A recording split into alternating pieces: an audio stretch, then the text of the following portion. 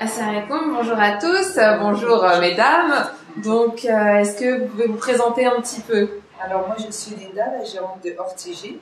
Est-ce que tu peux raconter comment est né le projet Hortigym, comment a vu le jour ce club de sport pour femmes? Alors en fait, moi c'est mon mari qui est dans ce domaine-là, sportif. Il a fait des compétitions de haut niveau, force humaine et tout ça. Et c'était son rêve à lui d'ouvrir une salle de sport. Donc ça fait 3 ans qu'on cherche une salle, un local pour ouvrir une salle de sport. Et on avait déjà acheté le matériel, ça fait déjà 2 ans qu'on a acheté le matériel. On l'a stocké dans un box. Et là, on a trouvé ce local-là. Donc, c'était un rêve qui commençait à se faire. Et moi, j'ai dit à mon mari, on ouvre pour les femmes, c'est mieux, parce qu'il n'y a pas beaucoup de salles de sport pour femmes. Et il y a beaucoup de femmes voilées, des sœurs, qui ne sont pas acceptées dans les autres salles. Donc, j'ai dit, on va faire notre propre concept à nous. Donc, on a trouvé cette salle, on est venu, on est passé par une agence. Je vois que c'est bien décoré, c'est vous qui avez tout redécoré. La couleur de la rose, c'est pour les filles. En fait, on est passé par une agence et l'agence, ils m'ont dit d'aller se renseigner à la mairie si je pouvais ouvrir une salle de sport. Donc moi, je suis passée par l'agent du maire, M. Franck Amselem. J'ai été avec une amie à moi, qui est de confession juive. Mais bon, et moi j'avais été avec un bonnet, il n'a pas fait le lien que j'étais musulmane. Donc il m'a pris pour une juive aussi. Et mon nom aussi, Linda Elabou. Donc il n'a pas pensé que j'étais musulmane. Donc il nous a bien reçus, il était gentil. Il nous a dit, il n'y a pas de problème, je vais voir avec le maire et je vous recontacte. Je lui ai dit, ok, tout. Il m'avait envoyé un message, il est venu visiter le local. Et le jour qu'il est venu visiter le local, il y avait mon mari. Et comme mon mari porte la barbe, donc j'ai dit, je ne peux pas dire c'est mon mari, sinon il va voir direct. On était des musulmans. Je lui ai dit, c'est le chef de chantier, c'est celui qui va faire les travaux. Donc, il lui a serré la main. Et après, il m'a dit, c'est bon, j'y vais avec le maire, il n'y a pas de souci. Il m'a dit qu'il était OK. Je lui ai dit, d'abord, vous pouvez rappeler l'agence, parce que l'agence, ils attendent l'autorisation. Donc, il s'est mis en contact avec l'agence et il n'y avait pas de souci. Et dès qu'on a déposé le dossier d'aménagement à la mairie de Rancy, c'est mon mari qui l'a déposé, ils ont vu que c'était un musulman. Ils lui ont demandé où est-ce que vous avez pris un local commercial. Ils étaient choqués. Donc ils ont dû appeler, tout de suite le maire. Puis, dans les 10 minutes, 20 minutes après, il m'a rappelé. Il m'a dit oui, il voulait me... Une sœur rentre, donc on va la laisser rentrer. Vas-y. Donc il m'a dit qu'il voulait me rencontrer le 18 juin au sujet du commerce. Donc j'ai appelé la propriétaire, je lui ai demandé ce qu'elle pouvait venir avec moi. Elle m'a accompagnée avec le chef de chantier, celui qui m'a fait les travaux. Et j'ai une amie à moi, elle m'a prêté son téléphone pour enregistrer. Elle m'a dit on ne sait jamais parce que c'est un racisme, mais moi je ne le connaissais pas, je n'ai jamais eu affaire à lui, je n'ai jamais entendu parler de lui. Donc j'ai été, il m'a convoqué. Et dès que je suis rentrée, en fait, il m'a dit oui, bonjour, je suis de confession juive. Donc dans ma tête, je me suis dit pourquoi il me dit ça, je m'en fous. Je n'ai pas compris pourquoi il me sortait ça. Et après, quand on s'est assis, on commençait à parler, il me disait oui, ce que vous voulez faire dans une salle de sport pour femmes, c'est pas possible ici. Allez à Aulnay-sous-Bois ou à la Courneuve, vous pouvez bien faire ce commerce ailleurs. J'ai dit non, on n'a pas trouvé de local, ça fait 2 ans qu'on cherche, on n'a pas trouvé. Après, il m'a dit oui, mais vous vous imaginez une salle avec une femme voilée et un barbu, c'est plus un moving. Donc je n'ai pas compris ce qu'il m'a raconté. Après, il faisait que de la provocation. Il y avait sa secrétaire, il me disait, comme il m'a vu en voile après, il disait oui, ma secrétaire, elle vient en string, vous l'acceptez? Donc moi j'ai rigolé, j'ai dit il n'est pas normal, il a des problèmes dans sa tête. Je ne sais pas sur qui je suis tombée. C'est surprenant. Ouais, je ne savais pas, mais je ne le connais même pas. Donc après il me dit oui, écoutez, on n'est pas à Pigalle ici. Je ne sais même pas pourquoi il me sortait des trucs comme ça. Même si j'aurais ouvert un sexy shop, c'est pareil. Après, il me disait, oui, écoutez, vous allez mettre une femme voilée à l'accueil. Moi, je ne veux pas de femme voilée à l'accueil. Vous avez qu'à changer le nom, ouvrir un institut de beauté, comme ça les hommes ne peuvent pas accéder. C'est que pour les femmes. Mais bon, je lui ai dit, je ne peux pas changer mon commerce. Moi, dans mon cabinet, j'ai marqué salle de sport pour femmes.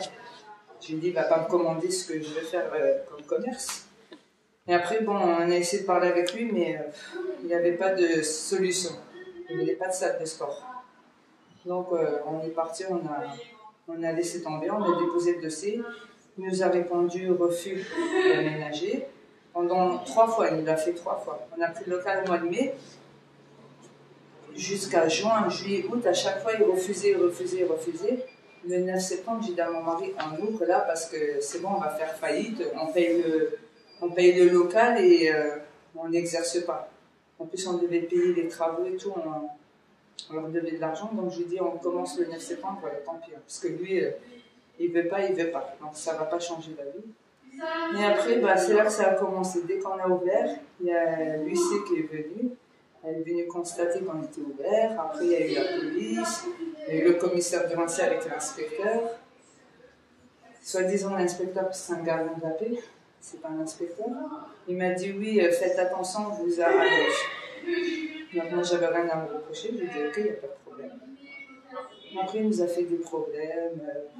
Il nous a envoyé une commission de sécurité pour nous dire que c'était pas aux normes. Alors qu'on avait ramené une société avant. Il nous a dit qu'elle était aux normes. Et en 5e catégorie, là on est en 5e catégorie, on n'est pas obligé de recevoir une commission de sécurité. Et on avait eu l'avis favorable de la préfecture. Donc quand on avait eu tous les avis favorables à l'extérieur de la ville, on s'est dit c'est bon, on n'a pas besoin, on n'a pas de problème. Donc après il a monté la commission de sécurité et le 14 novembre il nous a envoyé un arrêté pour fermer. Donc après on a pris une avocate, on n'est pas spécialiste, mais bon je ne savais pas parce que je n'avais pas le choix. Et elle en fait elle ne s'y connaît pas, elle a fait n'importe quoi dans mon dossier, elle n'a même pas lu le dossier. Donc je suis tombée sur Maître Kadri, heureusement. Alors, donc je vais me présenter, ça tombe bien, vous me renvoyez la balle. Donc Maître Brigitte Kadri, je suis avocate au barreau de Paris depuis 20 ans. Et par ailleurs, effectivement, je suis rincéenne, c'est-à-dire que j'habite au Rincy depuis 7 ans. Et je connais, contrairement à vous, Madame Naël-Abou, je connais très très bien Monsieur Éric Raoult, à la fois à travers ses déclarations médiatiques, mais aussi pour l'avoir fréquenté et pour m'être opposée à lui pendant de nombreuses années au Rincy, et j'y viendrai plus avant, peut-être à la fin effectivement de cette interview. Peut-être que je profite pour préciser peut-être l'aspect plus juridique de l'affaire. Effectivement, moi j'ai récupéré en quelque sorte un petit peu en miettes mes clients, donc Madame Naël-Abou et son époux, à un moment où la décision de référé du tribunal administratif de Montreuil venait d'être rendue et où elle rejetait la requête finalement de suspension de l'arrêté de fermeture qui avait été pris par Monsieur le maire du Rincy le 14 novembre 2013.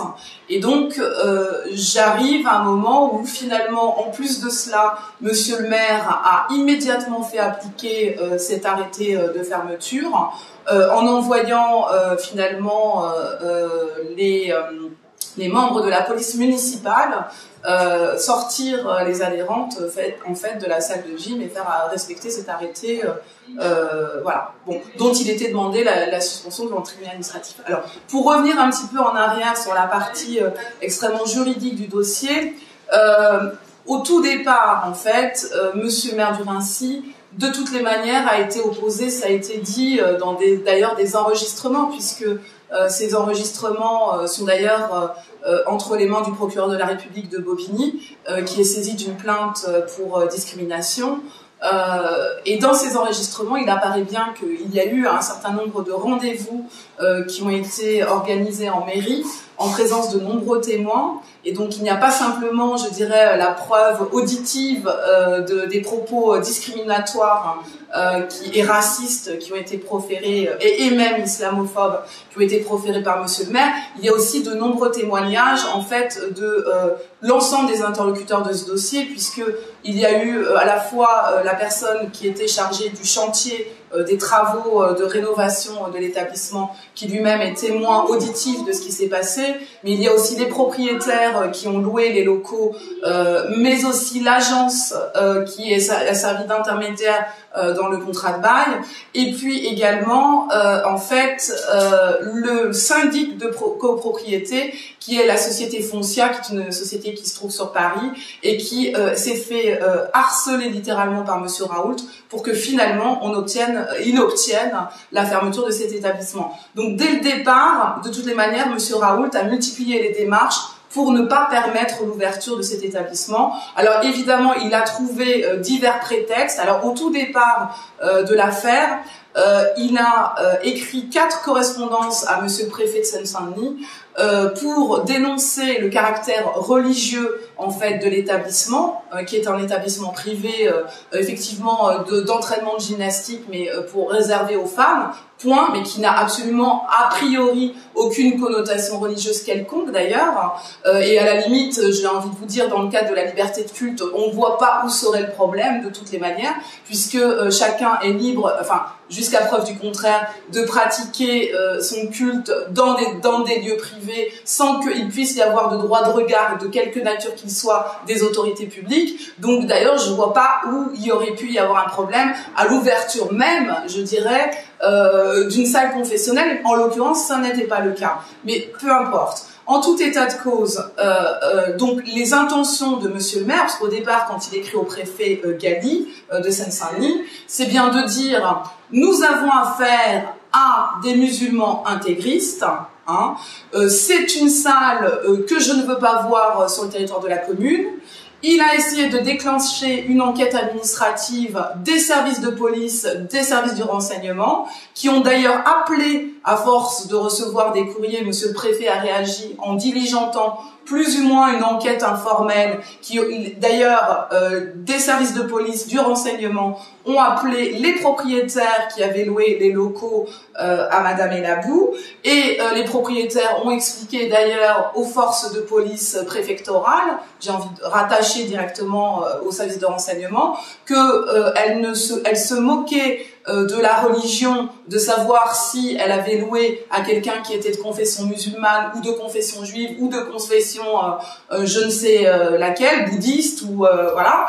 Elle se moquait de ça. Sa considération était d'abord une considération financière, une préoccupation de propriétaire, à savoir est-ce que oui ou non j'ai loué à des gens qui sont solvables et qui ont une entreprise qui est viable. Et effectivement, à cette question, il a été répondu par la positive. Donc, Monsieur le maire, ayant gesticulé, comme à son habitude d'ailleurs, pour effectivement obtenir cette fermeture en vain, a bien obtenu effectivement quand même une enquête informelle, mais n'a pas pu, à cette époque-là, c'était vers le mois d'octobre 2013, n'a pas pu effectivement obtenir que le préfet intervienne et fasse fermer administrativement, pour des raisons d'ailleurs qui étaient les siennes, cet établissement, fort heureusement, parce qu'on reste quand même dans un pays de droit. Alors, par la suite, ce qui s'est passé, c'est que effectivement, mes clients ont déposé de manière parfaitement légale, et j'ai envie de dire, ils sont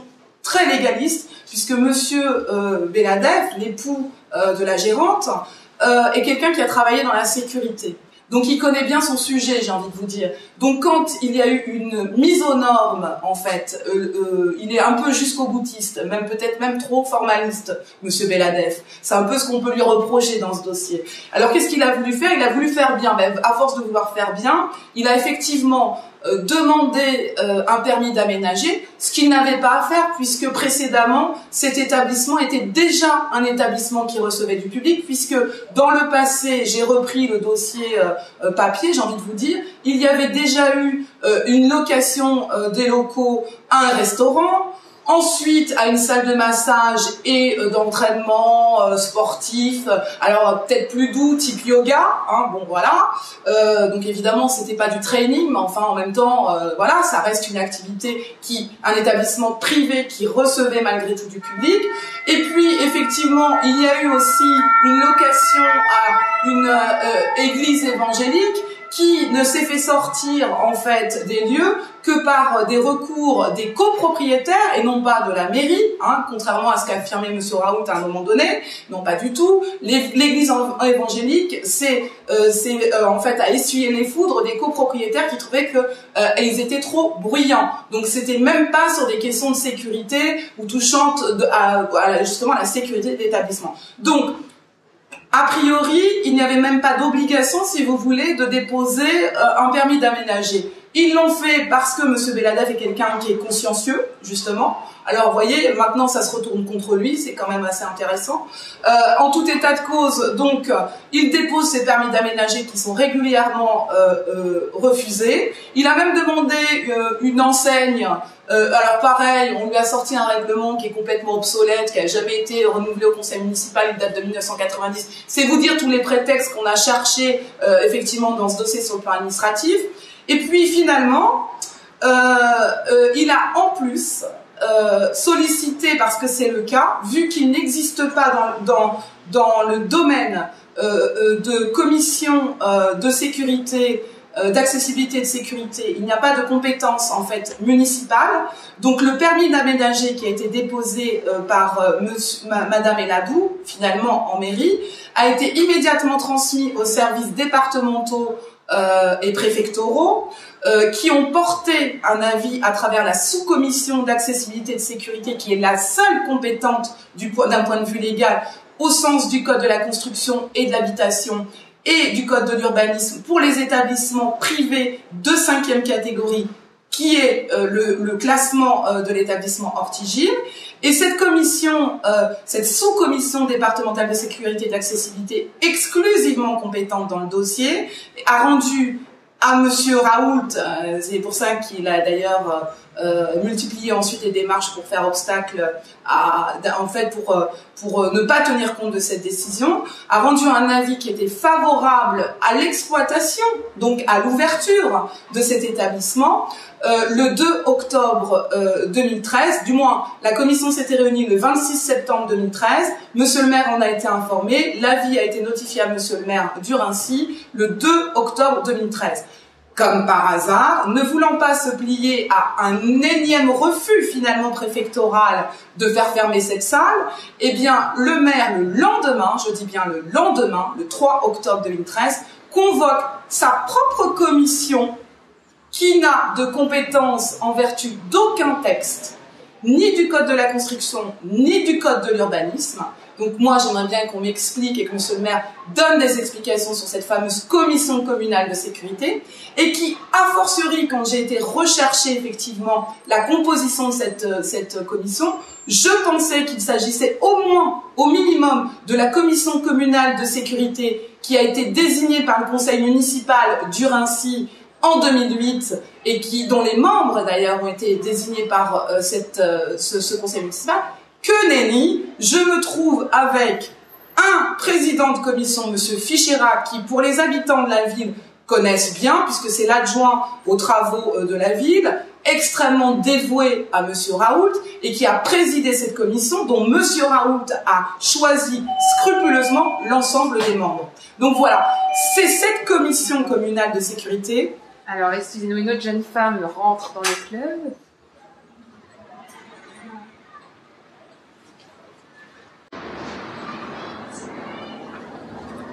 Donc, oui. Donc, une autre commission, donc cette commission communale créée sui generis, hein, dans le jargon judiciaire, c'est comme ça qu'on peut, parce que moi j'arrive pas à lui trouver d'existence légale, donc voilà. Cette fameuse commission, l'ensemble des membres de cette commission sont des amis de Monsieur Raoult. Il y en a, par exemple, il y a un des membres de cette commission qui est membre du laboratoire central de la police nationale, donc qui travaille à Paris, toute chose qui n'a rien à voir avec le dossier, et qui en réalité est un conseiller municipal UMP de Livry-Gargan. Monsieur Fichera est évidemment maire adjoint. Vous avez également, alors là c'est intéressant, vous avez un gardien de la paix du commissariat, semble-t-il, du Raincy, qui intervient, on ne sait pas comment, on ne sait pas pourquoi, et qui dit être habilité à cet égard par le commissaire du Raincy, le commissaire de la police nationale, c'est-à-dire donc par votre conséquence par monsieur le préfet. C'est-à-dire que vous avez en gros un commissaire de police nationale qui désavoue son autorité hiérarchique qu'est le préfet. C'est aussi très intéressant dans le dossier. On verra que c'est d'autant plus intéressant quand on va évoquer la question de la descente de police qui est intervenue le 13 mars dernier, c'est-à-dire il y a 2 jours. Voilà, donc ça c'est pour l'aspect juridique. Donc quand je reprends le dossier en fait, et que quelque part on s'est fourvoyé, puisque au pire du pire du pire, j'ai envie de vous dire, si à supposer même que les locaux n'aient pas été conformes, ce qui n'est pas du tout le cas puisqu'ils sont plus que conformes, eh bien de toutes les manières, la sanction maximale sur le plan administratif qui était encourue par Madame Elabou, c'eût été un procès-verbal d'infraction qui lui aurait imposé une amende de 3 500 €. La belle affaire, j'ai envie de vous dire. La belle affaire. On n'est quand même pas dans le cadre de la haute délinquance ou d'une délinquance qui justifierait, si vous voulez. D'ailleurs, on n'est même pas en matière de contravention de police. Donc, on est vraiment dans le cadre d'une sanction, d'une amende, d'une sanction administrative, voilà. Et c'était le maximum que risquait effectivement Madame Elabou. Alors, malheureusement, effectivement, elle est restée, elle a appliquer cet arrêté de fermeture dont il ne sera pas difficile de démontrer devant le tribunal administratif qui est saisi de cette question et qui est saisi d'un recours en annulation, eh bien effectivement qu'il est illégal. Elle a en fait, oui, donc elle a par la suite été contrainte, on va dire, de fermer puisque la police municipale a été envoyée en renfort par monsieur le maire pour faire évacuer les adhérents donc le lendemain quasiment de l'arrêté de fermeture et pour veiller à ce que cet arrêté soit effectivement appliqué dans toutes ses dispositions, bien qu'il soit illégal. Alors, petite interrogation, parce que de la même manière, cet arrêté manifestement illégal a été transmis dans le cadre du contrôle de la légalité à monsieur le préfet. Donc, monsieur le préfet a forcément des services qui dysfonctionnent à un moment donné, puisque vous avez une commission départementale qui donne l'autorisation, et puis de l'autre côté, vous avez un maire qui réunit une commission communale qui est même pas compétente dans le secteur, et qui, lui, fait fermer, prend un arrêté qui est manifestement illégal, et monsieur le préfet, ben, il bouge pas, il rapporte pas cet acte qui est manifestement illégal. Mais j'ai envie de dire, on se demande ce qu'attend monsieur le préfet effectivement pour intervenir dans le dossier dans un sens positif. Hein. J'entends, pas non dans un sens négatif, je dis dans un sens positif, c'est-à-dire de faire appliquer une bonne fois pour toutes la législation en vigueur. Voilà, parce qu'il me semblait, jusqu'à preuve du contraire, que le préfet aussi est garant de l'application de la loi française sur le territoire sur lequel il est compétent. Enfin, il me semblait. Donc ça, c'est pour dire. Donc je récupère ce dossier avec donc des clients en miettes, effectivement, parce que les conséquences sont absolument dramatiques sur le plan financier pour eux que de fermer. Et ils ont une avocate donc ma consoeur qui me précédait, je veux dire, qui n'est pas spécialisée dans la matière et qui n'a pas du tout vu les principaux problèmes juridiques qui se posaient dans ce dossier et qui d'ailleurs ne les a pas soulevés devant le tribunal administratif, ce qui a d'ailleurs donné en fait une audience assez surréaliste au cours de laquelle finalement la présidente du tribunal s'est fourvoyée, mais parce que la requête avait été mal orientée, donc elle s'est fourvoyée et donc a rejeté la demande de suspension en urgence de l'arrêté de fermeture. J'arrive et donc je te conseille immédiatement à mes clients qui sont en situation quasiment de faillite de redéposer immédiatement un permis d'aménager. Parce que j'arrive trop tard, si vous voulez, pour attaquer l'ancien permis d'aménager qui a été rendu sur la base d'une commission, d'un avis de commission qui est illégal. Donc j'arrive trop tard en termes de délai administratif. Donc je leur dis, écoutez, c'est pas grave, on va s'y prendre autrement. Donc un arrêté de fermeture, par définition, il est provisoire, jusqu'à ce qu'on mette les locaux en conformité. Donc j'ai repris le raisonnement par l'absurde, si vous voulez, bien que, ayant conscience qu'on était dans une situation d'égalité absolue, néanmoins, on avait cet arrêté de fermeture. Donc, je leur ai demandé de redéposer stricto sensu le même permis d'aménager que celui qu'ils avaient déposé précédemment et qui avait fait l'objet d'un refus. Et ce même permis d'aménager, force est de constater qu'il a été accepté par la mairie du Raincy le 7 mars dernier. Donc il a été accepté, donc le débat est clos sur le plan juridique. Et je veux dire que effectivement, monsieur le maire va devoir s'expliquer sur le fait qu'il ait pu rendre un arrêté de refus du permis d'aménager strictement identique, donc au mois d'octobre, et l'accepter au mois de mars, alors qu'on a deux permis d'aménager strictement identiques. Vous pouvez les superposer. Donc il faudra qu'il s'explique sur le plan légal sur ces questions-là devant le tribunal correctionnel aussi, devant le procureur de la République en charge de la question de la plainte pour discrimination par autorité publique à laquelle est rajoutée une violation de domicile,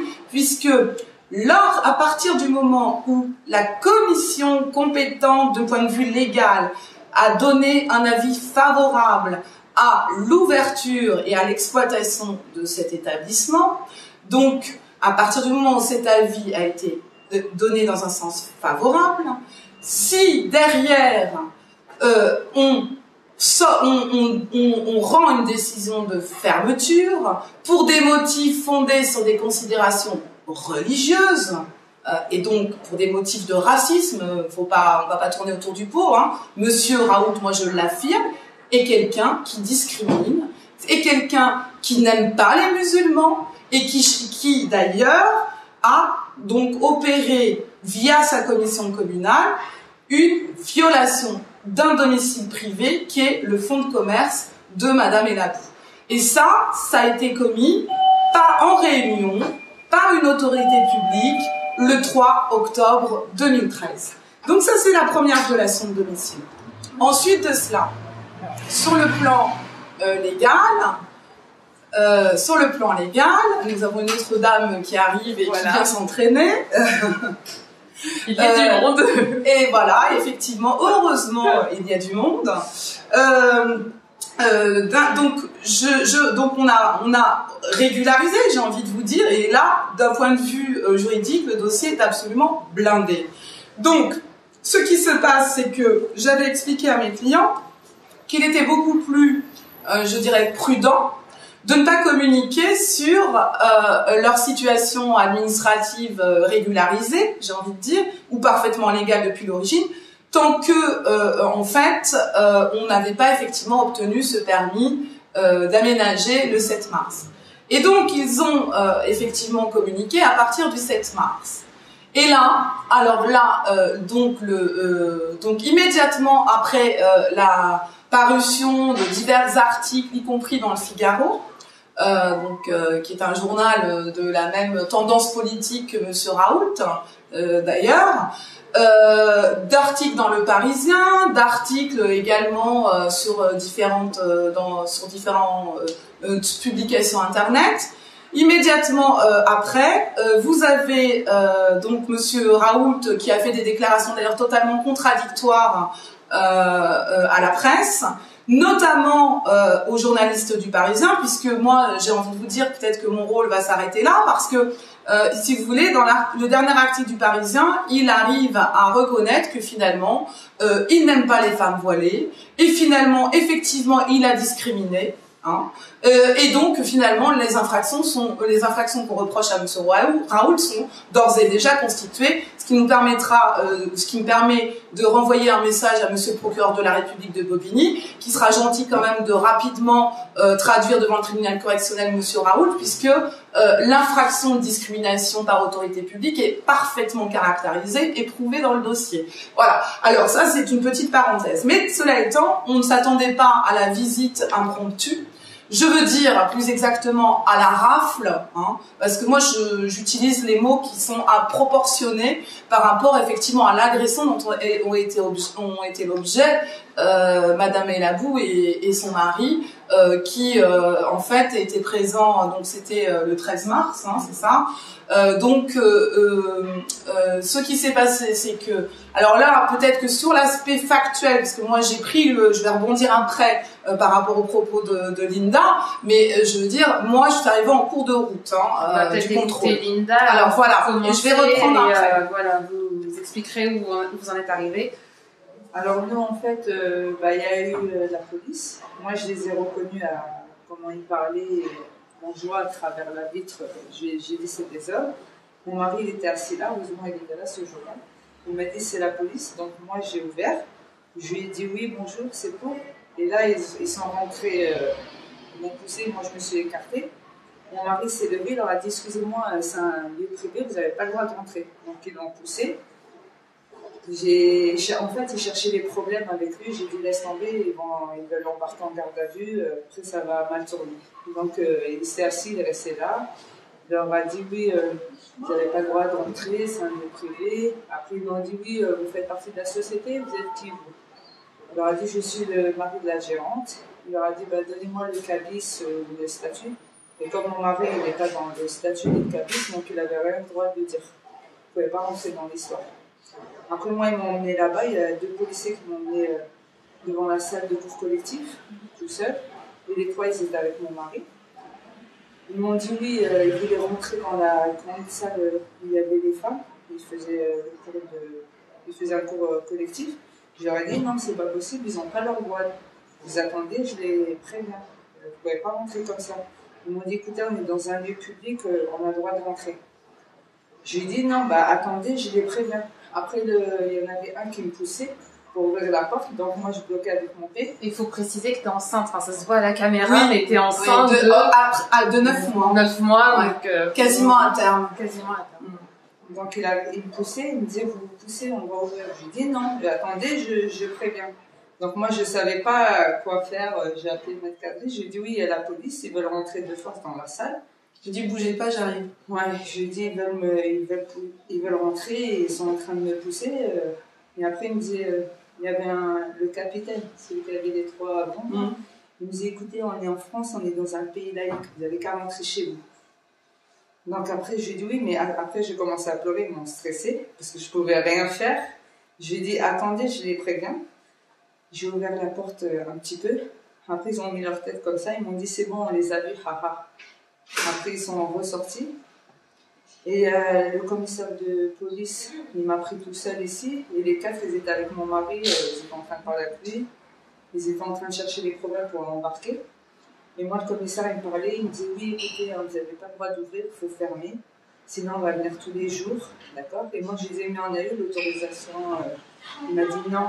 En plus, vous avez raconté aux journalistes, comme quoi j'avais affiché le maire et tout. Il a dit, vous faites des problèmes à l'État ou je sais pas quoi. Vous êtes en train d'humilier. Ouais, l'État. Ouais, l'État. Je lui ai dit non. Je lui ai dit, j'ai eu l'autorisation le 7 mars, le permis. Après, il me disait, non, il faut fermer, vous fermez.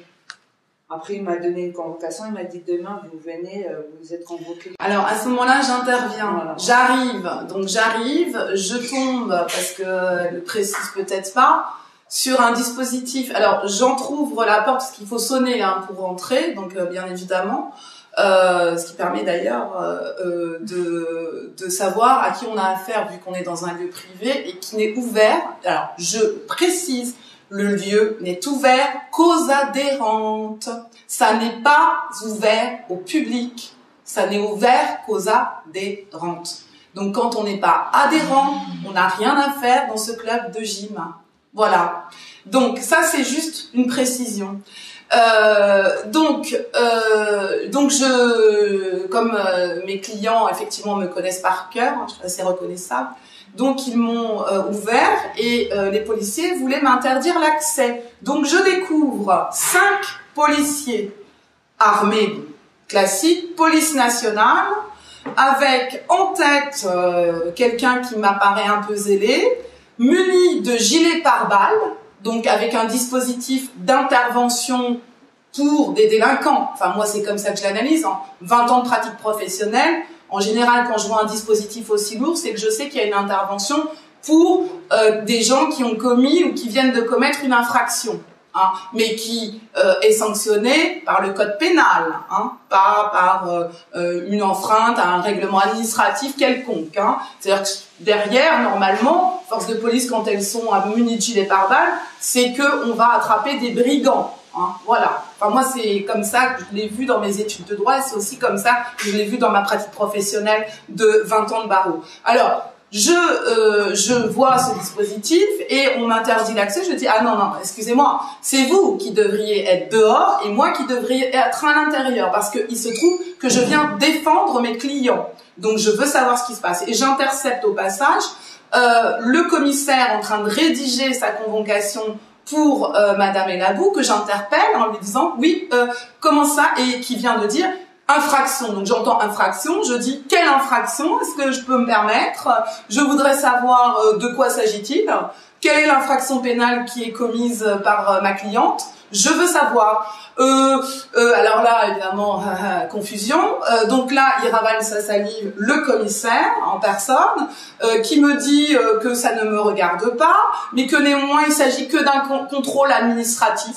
Ah, je lui dis, permettez-moi quand même de douter, compte tenu de l'ampleur du dispositif, qu'il s'agit simplement d'un simple petit contrôle administratif et commercial. Surtout que là, vous êtes en train de remettre une convocation à ma cliente, si je ne m'abuse, vous êtes en train de la remplir. Alors, je lui dis, écoutez, moi, il y a quelque chose que je ne comprends pas. Il me semblerait quand même, sauf erreur de ma part, qu'ils ont toutes les autorisations pour ouvrir. Hein, ils ont absolument toutes les autorisations, ils sont en règle absolue en termes de droit. Donc, dites-moi quelles sont les infractions que vous venez constater. Ah mais non, on vous dit c'est un contrôle administratif. Ah d'accord. Donc, mais vous remettez une convocation pour une audition pour un contrôle administratif. Extrêmement logique.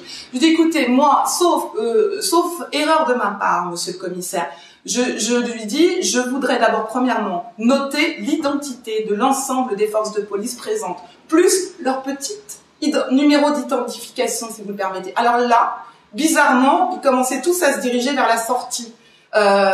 C'était bizarre, donc c'est-à-dire que d'entourer de 5 forces de police qui faisaient pression, je me retrouve avec simplement, finalement, le commissaire. Et le commissaire, je lui dis quand même, je suis obligée de considérer que vous étant un représentant de la police nationale, sauf erreur encore de ma part, vous, normalement, vous dépendez hiérarchiquement soit du procureur de la République, soit du préfet. D'accord? À moins que, effectivement, vous preniez vos instructions à la mairie. Auquel cas, effectivement, première nouvelle, la police nationale, un commissaire de police, prend ses instructions non plus chez le préfet, non plus chez le procureur de la République, mais chez Monsieur Raoult. Première nouvelle. Et donc, lui, il me dit pas ça, bien évidemment. Il y en a un qui commence un peu à bouillir parce qu'effectivement, mon ton, d'ailleurs, mes propos ont été enregistrés, hein, donc pour à ces messieurs de la maréchaussée, sachez que vous avez été filmés et enregistrés. Donc, juste pour vous dire, en plus de l'ensemble des témoignages, hein, des nombreuses personnes présentes. Donc, il va être très compliqué pour vous de dire que ça s'est passé autrement. Alors, à ce moment-là, j'étais certes un peu insolente avec monsieur le commissaire. Je lui dis, permettez-moi de vous demander votre âge. Parce que je ne peux pas imaginer un seul instant que vous ignoriez, que vous n'avez pas à intervenir dans les lieux. D'accord? Il me parle de la décision du tribunal administratif, mais je lui dis, mais c'est une décision provisoire. Je dis depuis d'ailleurs, je lui dis l'arrêté de fermeture étant lui-même provisoire, depuis on a obtenu un permis d'aménager, donc voilà. Et là de dire donc un peu voilà, je veux dire prendre sur lui et le capitaine qui était juste à côté, je lui explique écoutez, moi par nature je ne suis pas opposée aux forces de police, mais jusqu'à preuve du contraire, les forces de police sont là pour garantir et protéger le citoyen. Et d'ailleurs, appliquer la loi. Mais quand ce sont les forces de police qui enfreignent la loi, là, ça me pose un problème en tant qu'avocate. Ça me pose un vrai problème. Donc, à ce moment-là, quand j'ai commencé à expliquer que je ne pouvais pas justifier l'attitude du commissaire autrement que par son inexpérience et sa jeunesse, effectivement, ça a été assez mal vécu par l'un des policiers un petit peu plus âgé, qui a dit mais elle est insolente en plus, etc. Donc ils ont fini par partir parce que je leur ai dit écoutez, là je vois pas d'autre issue que la sortie, hein, pour ce qui vous concerne. Donc ils ont fini par partir et donc il y a encore une adhérente qui vient. C'est bien, quel succès, quel succès. Au moins, merci Monsieur Raoul, vous nous aurez fait une publicité absolument extraordinaire. On voulait vous le dire. Bonjour. Bonjour. Et donc, je reprends pour dire que ils ont fini par partir et donc ce pourquoi ils étaient venus finalement a un peu capoté. C'est-à-dire qu'il s'agissait effectivement de provoquer probablement une infraction, de harceler, ce dont d'ailleurs ce que j'ai expliqué au commissaire en disant écoutez, vous n'êtes pas dans le cadre du respect de la loi, vous n'êtes pas dans le cadre de l'application de la loi, vous êtes dans le cadre d'une violation de domicile. Il a éclaté de rire en me disant ah bon, un domicile, non, c'est un établissement public, ce qui donne une idée de son niveau culturel sur le plan juridique. Moi d'ailleurs ça m'interpelle en termes de formation parce que je ne savais pas que les commissaires de police ignoraient qu'ils étaient rattachés d'une part, non pas au maire, mais effectivement au préfet, au procureur de la République, et je ne savais pas non plus que les commissaires de police ne savaient pas ce qu'était qu'un domicile professionnel, un domicile commercial,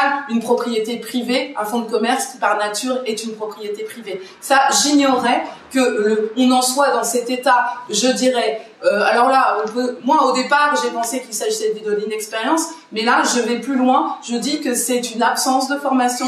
Je pense que c'est de l'incompétence et c'est pire que ça, parce que c'est sous l'autorité de ce commissaire que des propos racistes, islamophobes ont été tenus après avoir commis une autre infraction qui était une violation, une nouvelle violation de domicile, et ce que je n'ai pas manqué de signaler au commissaire.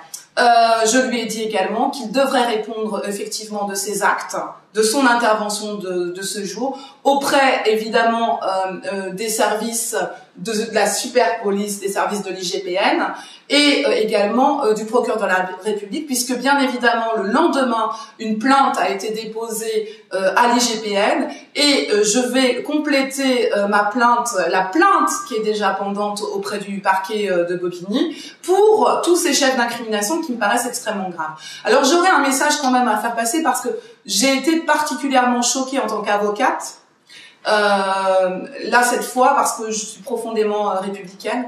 J'ai été profondément choquée par l'agressivité de cette intervention, par la violation des droits les plus fondamentaux de la personne humaine dans un pays comme la France. Et je me suis dit que nous étions mais à un stade au plan institutionnel qui était dramatique, parce qu'aujourd'hui on a légitimé du point de vue du commissaire du Rincy une intervention arbitraire, c'est-à-dire qu'on s'est rendu comme, enfin, les forces de police ont commis des infractions, mais indéniablement. Et donc j'interpelle quand même plusieurs autorités, le parquet de Bobigny, qui a cette plainte qui est quand même pendante depuis plusieurs mois et qui attend je ne sais quoi pour convoquer ou pour au moins diligenter une enquête préliminaire, au moins, et si ce n'est pas parce que, je sais pas, convoquer Monsieur Raoult devant le tribunal correctionnel, et Monsieur le préfet. Alors Monsieur le préfet, moi, j'ai quand même un certain nombre de dossiers autres qui concernent des Rincéens, des non-Rincéens, des anciens fonctionnaires catégorie A de la fonction publique territoriale au Rincy, qui ont été victimes de violations caractérisées par Monsieur Raoult de la loi, d'infractions pénales, qui ont été victimes, je réitère, d'infractions pénales qui sont du harcèlement moral et sexuel pour l'une de mes clientes, et qui sont pour un autre de mes clients du trafic d'influence et de l'utilisation d'une autre violation de domicile. Et ce sont des clients qui ne sont pas de confession musulmane et qui se sont fait sanctionner pour ma cliente fonctionnaire territorial de catégorie A, par monsieur Raoult sur le plan administratif, des actes manifestement illégaux, actes administratifs manifestement illégaux qui ont normalement été transférés au contrôle de la légalité de monsieur le préfet Galli de Seine-Saint-Denis, qui n'a pas non plus trouvé à sourciller sur ces questions-là, pas même qu'il n'a trouvé à redire sur ce fameux arrêté de fermeture de la société Hortigym qui a été pris par monsieur Raoult, dont il ressort manifestement qu'il est illégal parce qu'il contredit les avis même des services même de la préfecture. Donc moi, monsieur le préfet, je vous demande, je vous pose quelque part la question. Vous qui êtes garant de l'application égalitaire de la loi de la République française sur le territoire de la commune du Raincy et de la Seine-Saint-Denis en général, qu'attendez-vous pour sanctionner monsieur Raoult?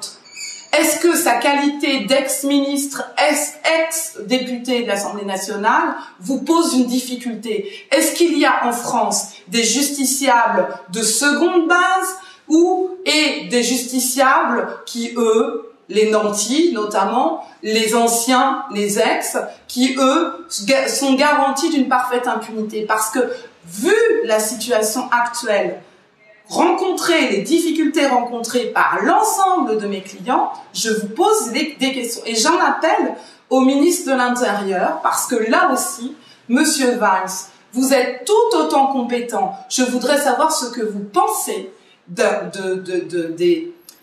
l'intervention d'un commissaire de police en fonction qui, sous son autorité, commet une violation de domicile, ce qui s'appelle plus qu'une bavure policière, qui, sous sa responsabilité, entend des propos tenus par ses forces mobilisées, clairement islamophobes et clairement discriminatoires, clairement attentatoires à la liberté publique. Qu'attendez-vous pour réagir? Il me semblait quand même, monsieur Valls, que vous deviez être le garant de la protection de la dignité humaine au regard de la jurisprudence que vous avez vous-même créée à travers une fameuse circulaire qui a fait polémique. J'aimerais bien que vous expliquiez sur le comportement des forces de l'ordre en Seine-Saint-Denis. Je vous interpelle, monsieur Valls, et j'espère que vous apporterez des réponses. Merci, maître Kadri. Est-ce que, Linda, tu peux nous dire un peu ton ressenti, comment tu te sens maintenant, comment tu t'es sentie Comment je me sens maintenant? Franchement, je suis fatiguée. J'ai même plus envie de me prendre la tête. Je suis en fait à l'aventure. Je ne sais pas ce qui va se passer. Je suivais en fait maître Kadri. Voilà, moi je suis maître Kadri. J'attends. Voilà, j'attends ce qui va se passer. D'accord. Et est-ce que tu as un message à faire passer aux internautes qui vont visionner la vidéo? Tous les musulmans et non-musulmans, en fait, quand il y a des choses comme ça, il ne faut pas se laisser faire. Parce qu'il y en a, je sais qu'ils ont peur ou ils auraient lâché l'affaire. Parce que vous, ça a été très long, en plus. Il y a eu beaucoup de rebondissements. Oui, alors moi, juste une appréciation par rapport, en fait, au courage quand même de mes clients. Moi, j'insiste là-dessus parce que effectivement, c'est grâce à des gens que je qualifierais aujourd'hui de résistants. Mais il y en a d'autres sur le territoire de la commune du Raincy, des gens qui essaient de se battre effectivement contre un maire qui est déviant. Un maire qui est déviant et qui sera d'ailleurs probablement pas réélu, du moins je l'espère. Et je voulais aussi apporter un signe à destination, ouvrir quand même, à destination de vos auditeurs. Parce que je veux que vous sachiez qu'au Raincy, la population rincéenne s'inscrit totalement en rupture par rapport à la politique développée par monsieur Raoult et par rapport à ses interventions arbitraires. Je souhaite que les gens le sachent parce que j'ai reçu des appels téléphoniques de personnes qui sont de confession catholique et qui ont été profondément choquées de l'intervention Manu Militari dans un établissement privé du commissaire de police du Raincy et qui m'ont dit la chose suivante: mais c'est extrêmement grave parce que demain nous allons vouloir par exemple faire une réunion simplement de catholiques, de chrétiens qui voudront se rassembler pour mener une réflexion. On va pouvoir être, grâce à Monsieur Raoult, interpellé à notre domicile pour simplement être d'une confession qui ne le satisfait pas. Voilà. Alors ça pose un vrai problème. Donc moi, ce que je voulais vous dire pour rassurer les auditeurs, c'est que certes, Monsieur le commissaire du Raincy probablement est complice de Monsieur Raoult, mais pas les Rincéens, pas la population du Raincy, parce que les Rincéens restent des gens qui sont humanistes, à l'inverse de la personne que malheureusement ils ont élue, en ignorant, je pense, l'ensemble de ces déviances. Voilà. Je voulais préciser parce que c'est important que les gens le sachent. Nous ne sommes pas dans une ville non plus de nazis. Nous ne sommes pas dans une ville où il n'y a que des intolérants ou que des racistes. Il n'y a pour l'instant qu'à la tête de cette ville, à ma connaissance, Monsieur Raoult, qui lui tient des propos islamophobes et qui est un islamophobe et probablement quelqu'un qui en permanence discrimine. Voilà, je voulais le préciser. D'accord, merci. Le message est passé, c'est clair. Merci mesdames.